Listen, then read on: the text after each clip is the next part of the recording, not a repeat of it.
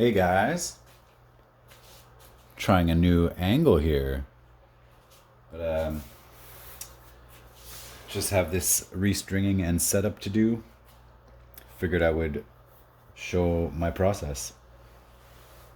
So, first I will completely remove the strings to clean and polish the fretboard and frets. So, I'll pause it because nobody wants to watch somebody unstring a guitar. So, 1 sec. Okay, so I have strings off. Kind of wiped the crud off the pickup cover. Gave the guitar just a small wipe. No chemicals. Even though like this is not a vintage Les Paul. On vintage instruments, I wouldn't necessarily be using a spray or anything.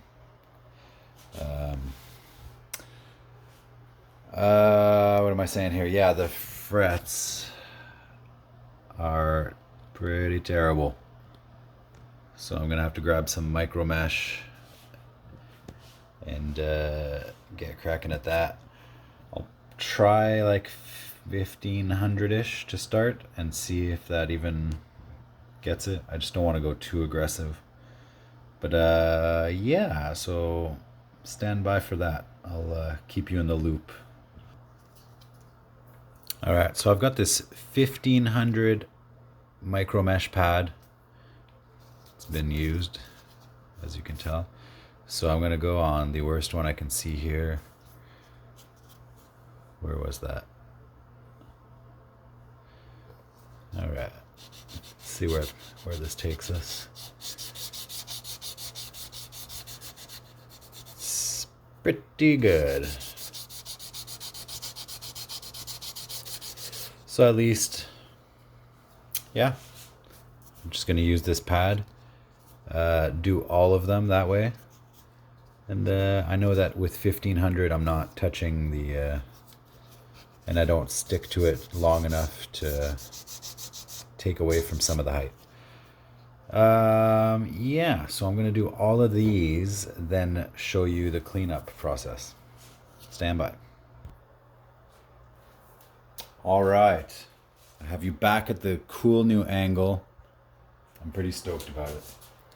So, cleaning up, maybe I'll do this. So, gonna have some dust that cakes up in the crud of the fretboard. So what I like to do is go back to one of my best friends, Gorgamite, cut a piece of Gorgamite off, and just basically clean up the fretboard, and I pass over the fret as well. And Gorgamite has a little some conditioner kind of built into it. So I'll just do that down the whole neck. It cleans up. Some spots might need a little more elbow grease than others.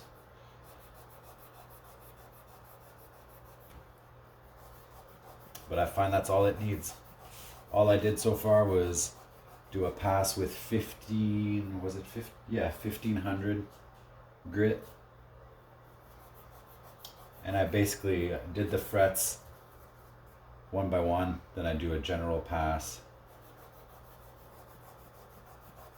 And now just a piece of Gorgamite to clean and polish up the fretboard and frets.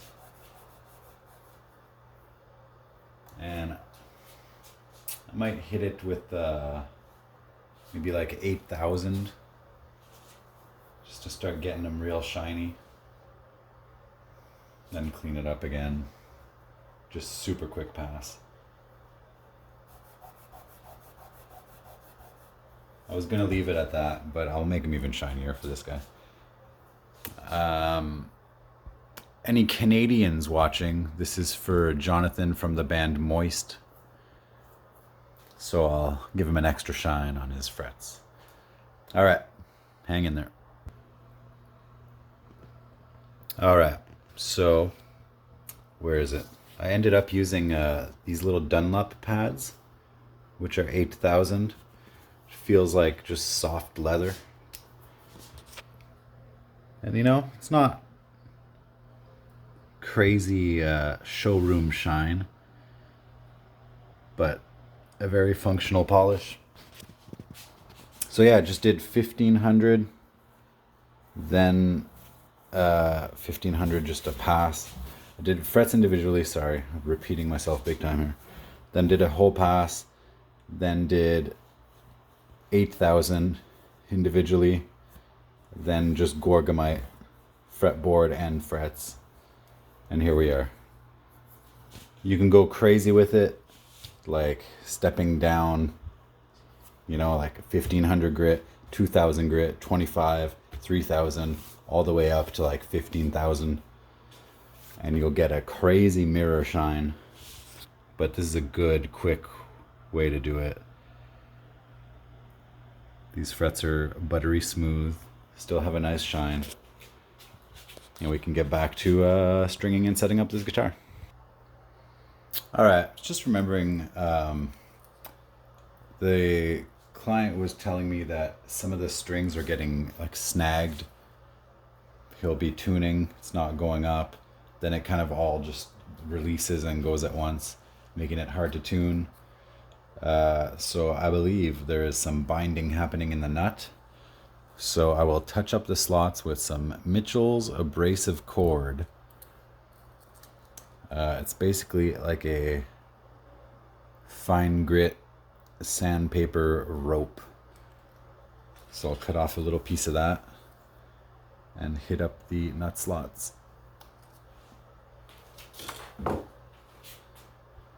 So I just make myself like an 1.5 inch strip. Just enough to grab. Do I have a good angle here? Whatever, good enough, right?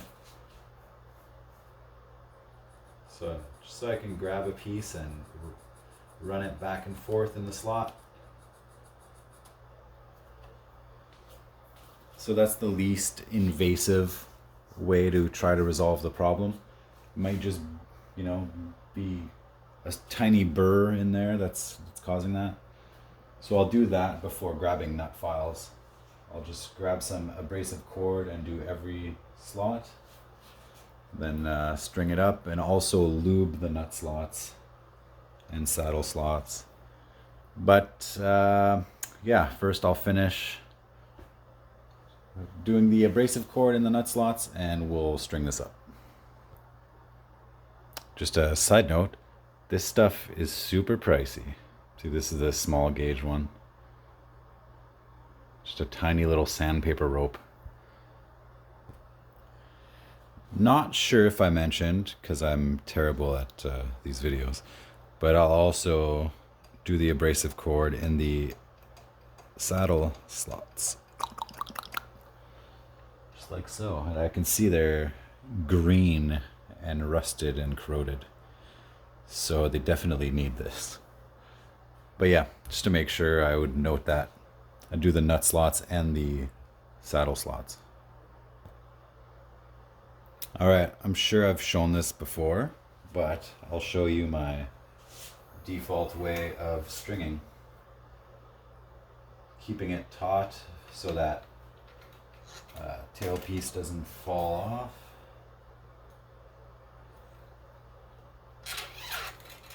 String it through. I put my hand at the 12th, point my thumb in a 45-degree angle upwards, and use that as the slack. One wind on top, and the rest on the bottom of the string that's coming through the shaft. So one wind on top, and the rest going on the bottom, and it pinches down on the string. No knots.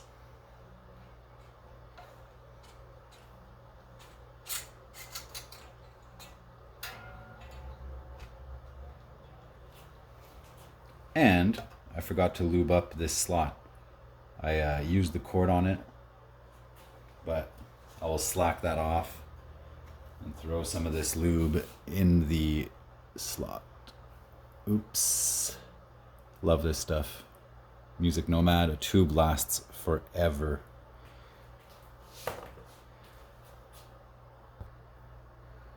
So, quick tip. Before I get all these strings on, I will take off the truss rod cover now, so it's not a pain in the ass. And that's that.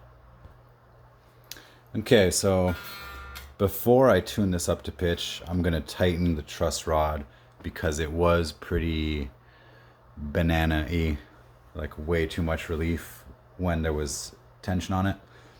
So that's it. I'll give it a little, like maybe just a quarter turn to start, string it up to pitch and see where we're sitting. I was about to do it and realized that I was just instinctually about to loosen it off first and then tighten it. Always good practice. Your first time adjusting a truss rod, you don't know what's up. You want to loosen it first, then tighten to where you want it to be. And let's actually do that live. We'll do it live. So I'm looking down the neck. Even with no tension, there's already too much relief. So loosen it. It loosened way off. Like it's loose to begin with.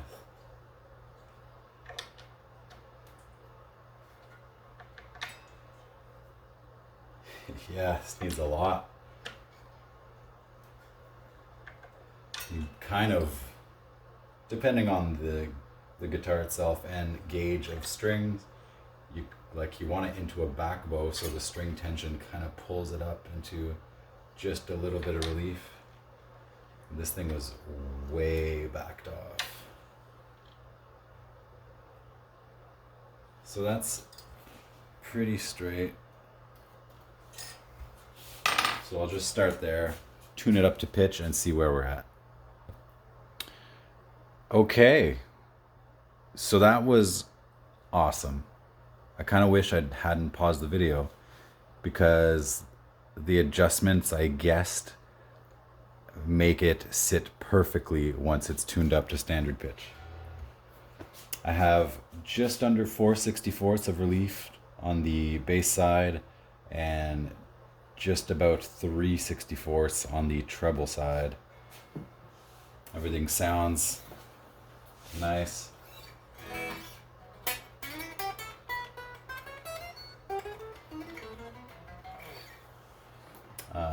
Yeah, that's super sweet. So yeah, where are we at here? Neck is set. I don't know what kind of all right, my camera cut out. I had to free up space on the old phone. So I had it strung up to pitch, and one thing I checked and noticed is that back here there wasn't any clearance from the saddle to the stop tail. It's hitting the bridge at the back. A couple of them aren't, but all these wound, the two first wound strings are. I think the bridge is caving a little bit. But, so we need to raise this up. This is flush to the body. And when you have a straight neck, that basically dictates where this should be sitting according to the neck angle of the guitar itself. And where this is sitting coincides to where this should be sitting. I need to have space for, there should be nothing touching between the stop tail to the saddle to where it hits the saddle. Right now it's rubbing on the back of the bridge, and that's no good. So we're gonna have to raise this tail piece because the rest is in line with how the neck angle should be. Wow, that was a rant, I'm sorry. But I'm gonna raise this and we'll see what happens. Okay, quick note about adjusting this. I always slack off the strings completely so there's not a bunch of tension on this. And I use something that will span the whole slot. So I'm not gouging the sides of those slots. That's it. Okay, so if I recall where we left off, strings here were touching the back of the bridge, so I raised the tail piece more than I even want to, and the low E is still touching, so I'm gonna take a little round file and give it a little notch and see where we get with that. And I know I'm defacing a Gibson product, but this is from like the early 2000s. The bridge is already collapsing. Might as well make it functional. Okay, so I've adjusted my approach, starting with a small triangle file to get a nice quality notch for a starting point. With the round file, I was sliding a bit too much. This cuts in a little better. And then once it's decent enough size, I can use the round file. Okay. I know it's sacrilege to some, but a little notch. Now nothing is touching and binding up. Also, covered the pickup just so tiny microscopic saddle dust didn't get in there. Now I'm gonna blow this away and take the tape off.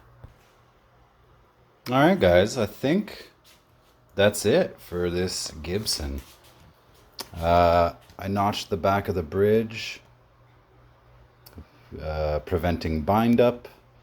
Was able to lower the stop tail, raise the pickups, balance them.